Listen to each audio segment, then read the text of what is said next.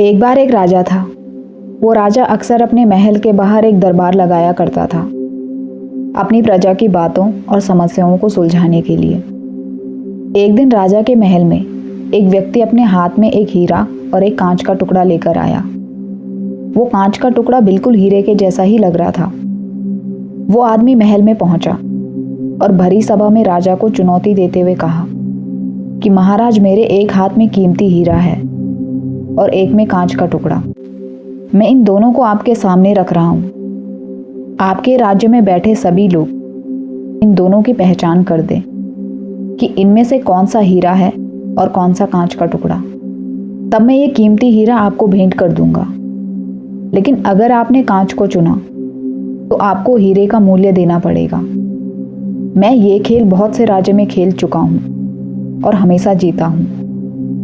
राजा ने उस व्यक्ति की बात मान ली और अपने मंत्रियों से कहा कि असली हीरे की पहचान करो। वहां पर बैठे हुए सभी मंत्रियों ने उस हीरे और कांच के टुकड़े को देखा, लेकिन कोई पहचान नहीं कर पाया। तभी अचानक दरबार में प्रजा समूह से एक आवाज आई। उसने राजा से कहा, महाराज, मुझे भी प्रयास करने का मौका दे दो।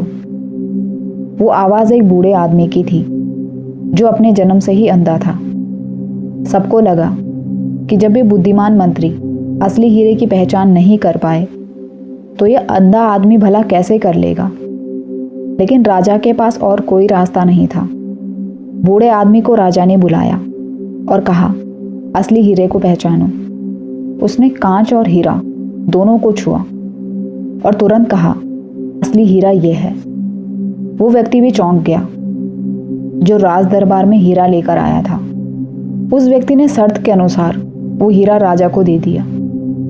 राजा उस बूढ़े व्यक्ति के पास गया और उनसे पूछा कि आपने तुरंत ही असली हीरे को पहचान कैसे लिया।